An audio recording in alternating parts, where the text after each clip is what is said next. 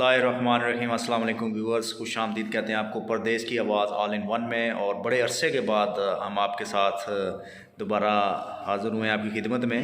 तो आज हमारे साथ बहुत ही एक काबिल एहतराम और काबिल इज़्ज़त शख्सियत हमारे साथ मौजूद हैं, ज़फ़र हुसैन साहब, जिनका ताल्लुक़ पाकिस्तान के सबसे बड़े शहर कराची से है और पिछले तकरीबन 30 से 35 साल से वो बैरून मुल्क सर्विसेज दे रहे हैं मुख्तलिफ़ इंडस्ट्रीज़ के लिए। और आज हमारे साथ हमारी खुशकिस्मती है कि वो हमारे साथ बैठे हुए हैं और एक दुनिया उन्होंने देखी हुई है और दुनिया के साथ साथ उन्होंने मुल्क पाकिस्तान में भी काफ़ी अर्सा गुजारा है काम के सिलसिले में, जॉब के सिलसिले में। तो हम इनसे मुख्तसरन पूछेंगे कि जो पाकिस्तान इस वक्त माली बुरहान और मुख्तलिफ़ किस्म के बुरहान का शिकार है, तो उसकी रिस्पॉन्सिबिलिटी ये किसको देते हैं और किसको ठहराते हैं। और दूसरी चीज़ कि अब ये सिचुएशन जो भी बन गई है, क्या चांसेस हैं कि पाकिस्तान दोबारा इस बुरहान से कुछ निकलने के उसके चांसेस हैं, या इसी तरह हम मज़ीद बद से बदतर सूरत हाल का शिकार होते रहेंगे। अब तो यकीनन हर किसी जो भी मुहब्बे वतन पाकिस्तानी है, खून के आंसू वो रो रहा है। तो इस पे मैं बिला ताख़ीर राय जानना चाहूँगा दोनों सवालों की कि who is the responsible for this ultimate failure of Pakistan, और दूसरा इसके कुछ चांसेस हैं इससे निकलने के, या मज़ीद बदतर ये हालात होते जाएंगे। तो मैं बग़ैर किसी ताख़ीर के हैंड ओवर करता हूँ या फॉरवर्ड करता हूँ कैमरा, ऑलरेडी आप उनको देख रहे हैं, ज़फ़र हुसैन साहब को। जी ज़फ़र हुसैन साहब। जी, सबसे पहले तो मैं मिर्ज़ा खलील साहब का शुक्रिया अदा करूँगा जिन्होंने इतनी लंबी तहरीर बांधी, और जो दो सवाल इन्होंने पूछे हैं उनके जवाब मेरा ख्याल है पाकिस्तान में रहने वाले हर शख्स को पता होने चाहिए। ज़िम्मेदार मैं हूँ, ज़िम्मेदार आप हैं जो अपना काम सही तरीके से नहीं करते। याद रखिए, मुआशरा या कोई कौम एक इंफरादी फ़र्द से बनता है, और अगर हम में से हर फ़र्द अपनी ज़िम्मेदारी महसूस करे जो उसने मुल्क व कौम की तरफ से दी गई है या जो उसको अल्लाह की तरफ से सौंपी गई है, तो ये सूरत हाल ना पैदा हो। दो चीज़ें हैं कि एक तो शायद कुरानी आयत है कि आमालुकुम अम्वालुकुम, कि तुम्हारे अमाल तुम्हारे हाकिम होंगे। तो ये हम देख रहे हैं पिछले, यानी मेरी उम्र 58 साल हो गई है और मैं ये देख रहा हूँ कि हर गुज़रता हुआ दिन पाकिस्तान के लिए मुश्किल से मुश्किल होता जा रहा है। और अब नौबत ऐसी आ गई है कि हमारे पास, पहले हम फ़ौज को एक मौज़ूद और मुक़द्दस इदारा समझते थे और ये समझते थे कि शायद फ़ौज हमें इस मुश्किल से निकाल दे, मगर जो दुनिया के हालात हैं, कोई भी मुल्क फ़ौजी इक़्तिदार पसंद नहीं करता, तो ये चीज़ तो रूल आउट हो जाती है। अब वाहिद इलाज ये है कि हुकूमत में चाहे कोई भी हो, वो आवाम के वोट से आए, आवाम की बैकिंग हो और कुर्बानी देने की जहाँ तक बात है, कुर्बानी ऊपर से शुरू होनी चाहिए।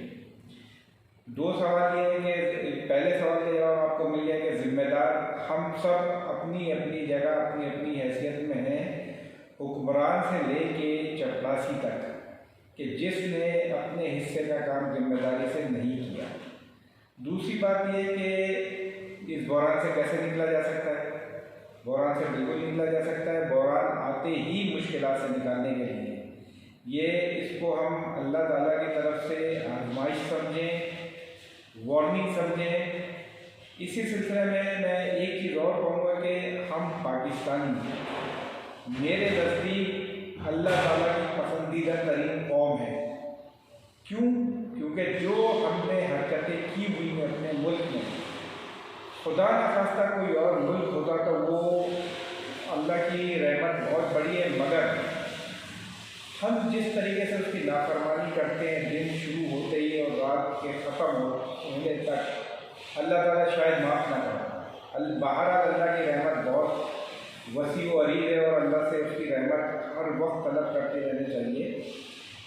अभी भी हमारे पास ज़मीन है, और ज़मीन की जो कदर है हम बाहर रहने वाले पाकिस्तानी जानते हैं कि हमारे सामने शामियों की मिसाल है, हमारे सामने इराकियों की मिसाल है, हमारे सामने फ़लस्तीनियों की मिसाल है, हमारे सामने बर्मीज़ की मिसाल है जिनको उनका मुल्क तंग कर दिया गया है। हमें इस बात पे शुक्र अदा करना चाहिए कि हमारे पास अल्लाह ताला का दिया हुआ एक ज़मीन का टुकड़ा है और हमारे पास एक पासपोर्ट है। चाहे उसकी वैल्यू कोई भी हो, मगर उस पासपोर्ट पे हम इंडिपेंडेंटली फ्रीली किसी भी मुल्क का सफ़र कर सकते हैं। आखिर में फिर ये कहूँगा कि मैं कोई बहुत बड़ा आदमी नहीं हूँ, मगर आज से आप अहद करें कि भाई आपको इस मुल्क ने जो कुछ दिया है आप उसको वापस करेंगे और मुश्किलात आपको आजमाने के लिए होती हैं। आदमी का पता उसी वक्त चलता है जब वो किसी मुश्किल में हो और उसके बाद वो उसको कैसे टैकल करता है। तो पैनिक होने की ज़रूरत नहीं है। इससे बड़ी और मुश्किल तरीन हमारी कौम पे भी वक्त आया है। ये समझते हैं कि हम जिस वक्त आज़ाद हुए थे उस चीज़ को अगर हम कंसीडर कर लें कि भाई हमारा वो वक्त चल रहा है, जो जज्बा हमारा उस वक्त था 1947 में, वही जज्बे की ज़रूरत है।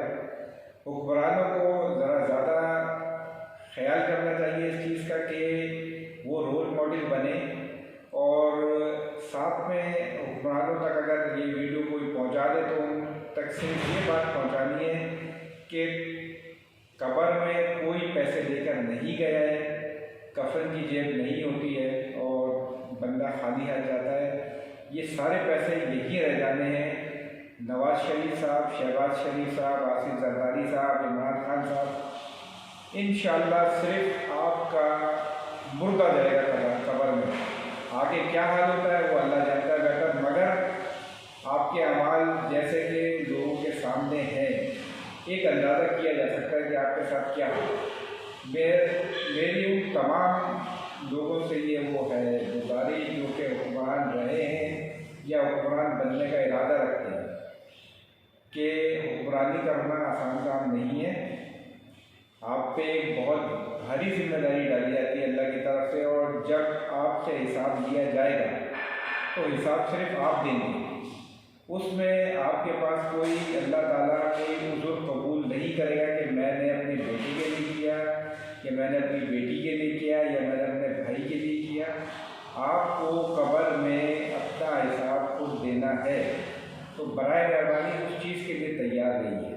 शुक्रिया, खुदाफिज़। पाकिस्तान इंशाअल्लाह इस मुश्किल से निकलेगा और हमारी दुआ है, हमारी क्या कहना चाहिए, पूरी कोशिश है कि अल्लाह ताला हमें दोबारा पाकिस्तान को इसके 80 मकाम तक पहुंचाने में मदद करे। बहुत शुक्रिया जी। ज़फ़र साहब थे जी हमारे साथ, बड़ी तफसीलन इन्होंने दोनों सवालों के जवाब दिए कि क्या वजूहत थी इस बुरान में आने की, और इन्होंने एक हौसला अफजा बात भी की कि कोई ऐसी बड़ी बात नहीं है, इससे बड़े बड़े बुरान आए और उसमें से निकला गया और ये भी इंशाल्लाह निकल जाएगा। पर ज़रूरत इस चीज़ की है कि हर बंदा अपने गलती का एहसास करे और ज़िम्मेदारी के साथ अपने काम करे। इंशाल्लाह ये पाकिस्तान दोबारा फलेगा फूलेगा अल्लाह के फ़ज़ल और करम से। आप सबका बहुत बहुत शुक्रिया हमारे साथ रहने का। ज़फ़र साहब आपका बहुत शुक्रिया। चैनल पर बने रहिए, इंशाल्लाह आगे भी आपके साथ बड़ी अच्छी वीडियोज़ ज़रूर शेयर करेंगे। अल्लाह सोने के हवाले।